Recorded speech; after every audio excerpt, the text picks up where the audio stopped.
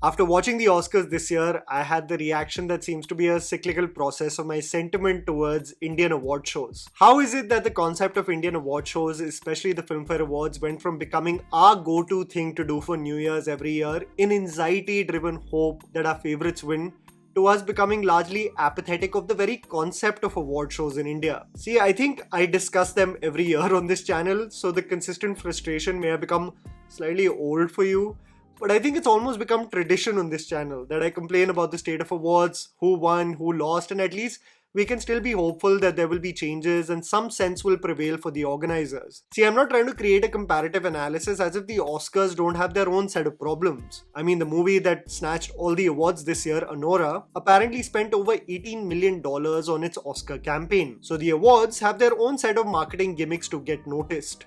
It isn't as artistically driven as one would assume. I mean, why in God's name would an abomination like Emilia Perez ever be nominated for so many awards otherwise? But irrespective, my argument still holds that their systems are still more prestigious and respected than the bastardization of our award season in this country, with Pan Masala sponsored ads announced by the hosts, with each channel wanting to host their own version, and with the set rule that if you attend the award show, you will win an award. Even if you did not star in anything really, we'll make up a category for you. In all of this, I think one of the reasons why I have a sense of respect for the awards in the West was the respect given to the technical awards. Not like our shows where the awards are either reserved for the pre-show that is not even telecast to an empty maidan of sorts or a separate smaller event, but is globally showcased on prime time, and one can put faces to categories that often go nameless and unnoticed. Actors from films would literally describe how essential individuals in cinematography, costume or music have been to the project. An aspect of basic decency and respect that is almost missing in our award shows. As IIFA was coming around the corner and for a change was being held in India, there was already a lot of hype surrounding the awards. Not because there were murmurs around who is going to win, but because there was a reunion of Geet and Aditya that brought closure to many millennials who have grown up seeing the development of Hindi cinema from the mid-2000s. The number of Jab We Met edits I have seen on this brief interaction between the actors just tells me on how obsessed we are with these stars. I'm included in that list, by the way. Anyway, I'm very happy to report, unlike the thumbnail and the title of this video, that the IIFA Awards this year actually did a fairly decent job in recognizing and celebrating talent that we got to see on streaming platforms and in theatres in 2024. So I think it's only fair that I mention the standout awards, which I was elated to see being given to more than deserving candidates, briefly spend some time on some of the contentious options, and finally talk about the candidates who I believe did not deserve the awards at all. This is of course open to debate, so please do share your own thoughts on the winners and losers of the IIFA Awards in 2025. Just on a side note, there were a bunch of people recording some of the performances, which included Shahrukh doing a duet with Madhuri Dixit and dancing on Darde Disco, and the man looks absolutely ripped for 60, which just makes the dancer in me give a PSA to everyone. If you stay lean na, it goes above and beyond in the long run, especially if you're performing on stage. Anyway, let's get to the deserving categories first. Nitanshi Goyal as Phool Kumari in Lapata Ladies won the Best Actress Award, and I can't even begin to wonder what she must be feeling when receiving such an honor at such a young age. The actress is 17 years old and she brought a beautiful innocence and sensitivity to that role. Being nominated with the likes of Katrina Kaif, Alia Bhatt and Yami Gautam and winning the award would have definitely been overwhelming. While I still believe that Yami Gautam was exceptional in Article 370 and deserving of the award, I still believe that it must be such a confidence booster for this girl, and I hope for her to strive towards greatness ahead. I was the happiest to see Raghav win the award for Best Actor in a Negative Role for Kill. Beyond the technical prowess of the film from an action perspective, I think Raghav brought a sinister vibe and energy to the role that elevated the film, making the force that Laksh goes against intimidating and worthy for battle. Of the several interactions I have had with Raghav, barring Kisi Ka Bhai Kisi Ki Jaan, it genuinely seems like he is striving for compelling roles, and I love that he is getting mainstream attention for the same. Janki Bodhiwala, the only actress who starred in both the original film and the remake, won the Best Actor in a Supporting Role for her role in Shaitan. Even though I feel like the Hindi remake was almost like a sanitized version of the Gujarati film Vash, Janki genuinely delivered, giving her blood, sweat and tears literally in portraying the challenging role of a woman possessed. Ravi Kishan winning the Best Supporting Actor for Lapata Ladies was also thoroughly deserving. While I am not a fan of his moral lectures outside the film industry, genuinely a person who should be the last person to give moral lessons of what is acceptable in front of camera, especially if you see his Bhojpuri filmography, but he was thoroughly entertaining in Lapata Ladies, there is no doubt about it. Laksh is someone I really put my bets on for the future of Hindi cinema as one of the prospective leads. A similar sentiment I have towards someone like Pratibha Ranta as well. Both actors who have had their start through television have transitioned into the mainstream, and I love that influential producers are laying their bets on such talent. Both the actors won Best Debut awards for Kill and Lapata Ladies respectively, and this is a category that often gets handed to undeserving products of nepotism, almost like a token award to kickstart their career. So I'm glad it wasn't the case this time.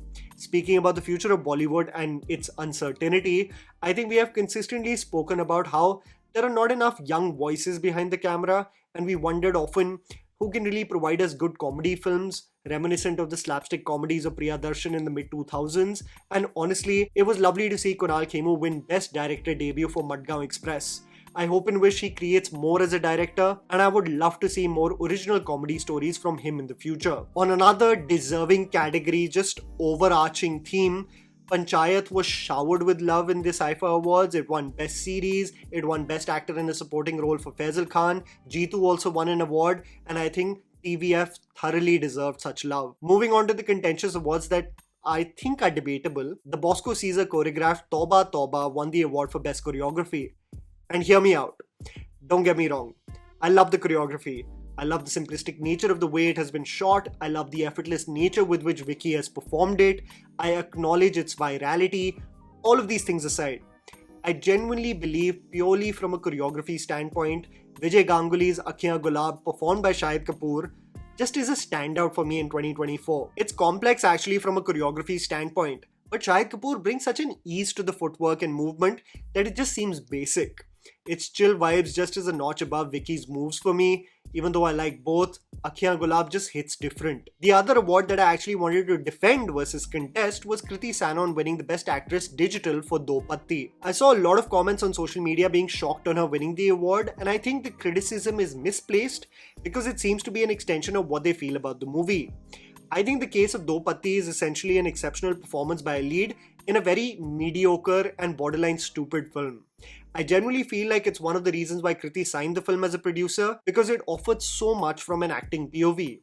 To do a double role of two characters diametrically opposite to each other is a daunting task, and Kriti did an exceptional job. Even though Bhumi Pednekar in a movie like Bhakshak was phenomenal, I think Kriti deserved the award in the digital category. Moving on to the categories that I completely disagree with, let's immediately go on a passionate rant, 1 point at a time. Best Actor Male Digital, Vikrant Massey in Sector 36. I'm a huge fan of Vikrant Massey, don't get me wrong, this is a man whose success I root for. I literally described his performance as that of a chameleon, absolutely surrendering to the role of a deranged man who has no concept of the real world, having no concept of there being repercussions to his actions. His absolute delusion in the interrogation scene while speaking to the police officer, detailing his every move, is a great example of why Vikrant is so special as an actor. There is this unpredictable nature about his demeanor.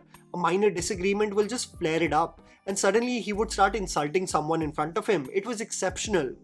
However, if there is one performance that is etched in my memory, something that was a part of one of Hindi cinema's best films of 2024 that released digitally, it has to be that of Diljit Dosanjh in Amar Singh Chamkila. The journey of the individual and the artist was inspiring and tragic at the same time. I respect Vikrant for what he did, but Diljit deserved this accolade through and through. Best VFX, Red Chillies for Bhool Bhulaiyaa 3. While I absolutely applaud the strides that Red Chillies is making as a company in refining even otherwise mediocre products like Bhool Bhulaiyaa 3 with their VFX, making a slightly comical climax almost bearable, I think the other work done in movies like Stree 2 and Fighter were superior than what we saw in Bhool Bhulaiyaa 3. Actually, some of the output beyond the atmosphere where you see these red and blue hues, other than that, created by the VFX department, when you look at the characters and their VFX in Bhool Bhulaiyaa 3, it was rather unintentionally funny, especially pertaining to Vidya Balan and Madhuri Dixit. The work done by Digital Domain for Stree 2 and what Double Negative did for Fighter, in my opinion, technically was superior than what was the output for Bhool Bhulaiyaa 3.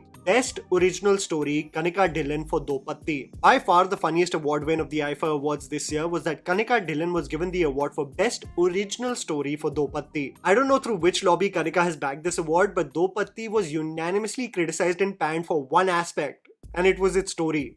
The film from a plot point was ludicrous, and to be showered with praise like this would only make someone believe that they are killing it at their job. It slightly concerns me that one gets an award for an aspect that was made fun of across the board. This is a category in which Imtiaz Ali and Sajid Ali were nominated for Amar Singh Chamkila and Suchi Talati was nominated for Girls Will Be Girls. I think it's safe to say that the other two deserved it far more than Kanika for Do Patti. Best Actor Female Series, Shreya Chaudhary for Bandish Bandits. I'm a huge sucker for the show Bandish Bandits, and I personally love Ritwik Bhaumik and what he brought to the role of Radhe. This is a series that boasts of exceptional talent. You've got Sheba Chadda, Atul Kulkarni, you had the legend Nasruddin Shah in the first season, and while I root for the success of someone like Shreya Chaudhary, who I loved in something recent as The Mehta Boys, making a name for herself in this incestuous and guarded industry that limits opportunity, her winning the award for her role as Tamanna is a stretch. Neena Gupta in Panchayat, Huma Qureshi in Maharani, Konkana Sen in Killer Soup